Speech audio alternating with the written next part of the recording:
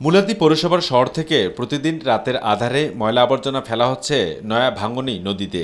দেশের প্রথম শ্রেণীর পৌরসভা হলেও কোনো বর্জ্য ব্যবস্থাপনা না থাকায় সব ময়লা ফেলা হয় এই নদীতে। এতে দুর্গন্ধ ছড়িয়ে পড়ে চারদিকে। বিভিন্ন অঞ্চলের ইউনিয়নের লোকজন এসে ঢাকা যাতায়াত করে, সেখানে লঞ্চ ঘাটে প্রচুর পরিমাণে ময়লা ফালানো হয়েছে, যার কারণে ওখানে পরিবেশ নষ্ট হচ্ছে, দুর্গন্ধ হচ্ছে, মানুষের যাতায়াতের সমস্যা হচ্ছে।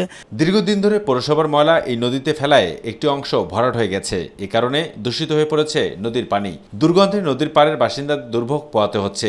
স্থানীয়রা বলছেন তাদের বাধায়ও কর্ণপাত করেনি পৌর কর্তৃপক্ষ।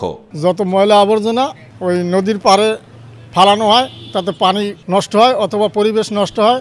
নির্দিষ্টভাবে একটা স্থান করা হোক, এর জন্য আমরা জরুরি ব্যবস্থা চাই।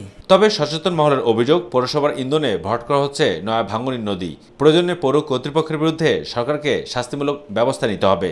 এটা পরিবেশের আসলেই দূষণ হয়, এটা পরিবেশের ক্ষতি হয় এবং নদী ভরাট হয়ে যাচ্ছে। এই নদী ভরাটের তীব্র নিন্দা জ্ঞাপন করছি।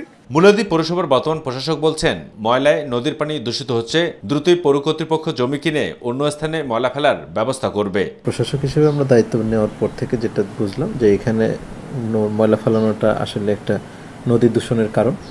সেজন্য নদীর অপর পারে পৌরসভার পক্ষে একটি জমি কিনা হয়েছে, সেখানে আমরা ল্যান্ড ডেভেলপ করে সেখানে ময়লা ফেলানোর জন্য ব্যবস্থা নিচ্ছি। আবু সাইদ অপু, মাই টিভি।